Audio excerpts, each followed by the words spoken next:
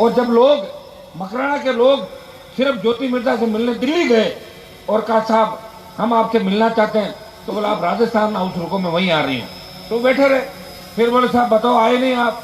तो बोले आप मेरे गुड़गांव घर पे आ जाओ।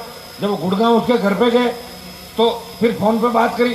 बोले आपको काम क्या बताओ? तो बोले साहब काम नहीं, हमें तो मिलना है, फोटो खिंचानी है आपके साथ। बोले मैं नागौर आ जाऊंगी, वहीं खिंचा लेना फोटो। तो आप समझ सकते हो, जो आपके साथ फोटो नहीं खिंचाना चाहती थी, अगर उसका घमंड अभिमान और नागौर के उन नेताओं का जो कुचेरा से फरमान जारी करते थे, अपने इलाके का कीचड़ नहीं मिटा सके, उस कुचेरा गांव के अंदर भी अगर कीचड़ मिटाया तो हनुमान बेनीवाल ने एक दिन का पड़ाव डाला, हाईवे जाम किया, एक मुकदमा दर्ज हुआ, चालान भी हुआ, लेकिन उस गांव का कीचड़ मिटा के मैंने स्वच्छता की शुरुआत उनके गांव से की। भाइयों, जो अपने गली और गांव का भला नहीं कर सकते, वो जिले और देश का क्या भला करेंगे?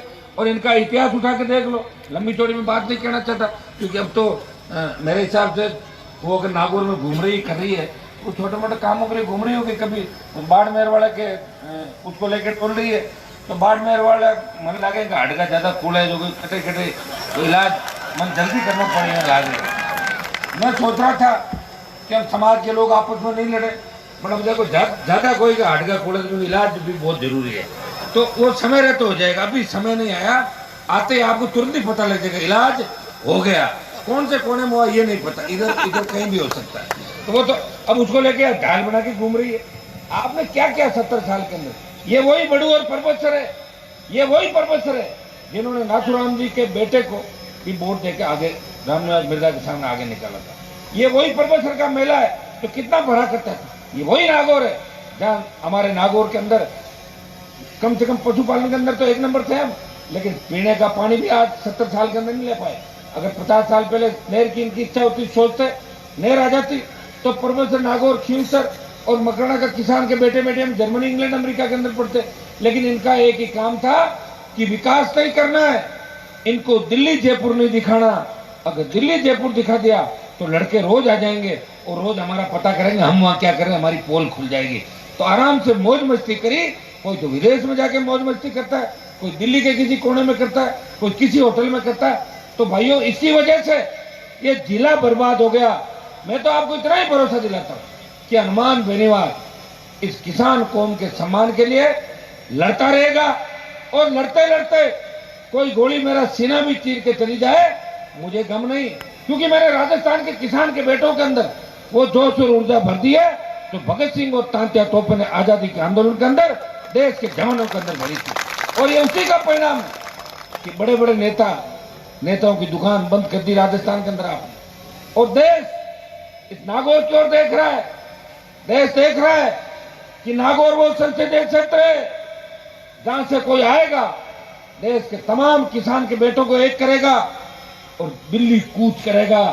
भाइयों, मैं भरोसा दिलाता हूं कि हुंकार भरी थी हमने राजस्थान के अंदर जब नागौर से आंदोलन मध्य प्रदेश के अंदर हुआ, सरकारें झुकी, किसान का कर्जा माफ भी हुआ, पूरा नहीं हुआ था, लेकिन कर्ज माफ करना सरकार को सिखाया, मुफ्त टोल स्टेट हाईवे फ्री कराए, मुफ्त बिजली की घोषणा कराई, और 1 लाख नौकरियों की घोषणा भी हनुमान की हुंकार से राजस्थान के किसान के बेटों को मिली थी। दोबारा मुझे आंदोलन ही करना होगा, क्योंकि मैं आंदोलनों के लिए पैदा हुआ हूं नागौर के अंदर। आप चिंता नहीं करें, दिल्ली में तो प्रधानमंत्री जी का भरोसा है। मैं आपको विश्वास दिलाता हूं कि दिल्ली से नागौर में इतनी योजनाएं आएगी, इतने स्कूल कॉलेज खुलेंगे जो आप सोच भी नहीं सकते। मुझे परसों सियार चौधरी साहब मिल गए थे सेंट्रल हॉल के अंदर, बड़े परेशान थे।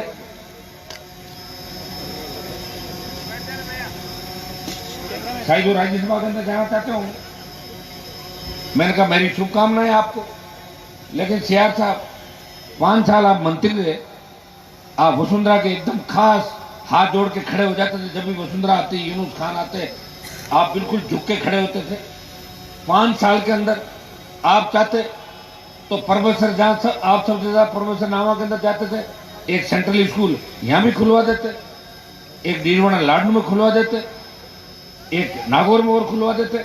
आपने 5 साल अपना टाइम पास किया।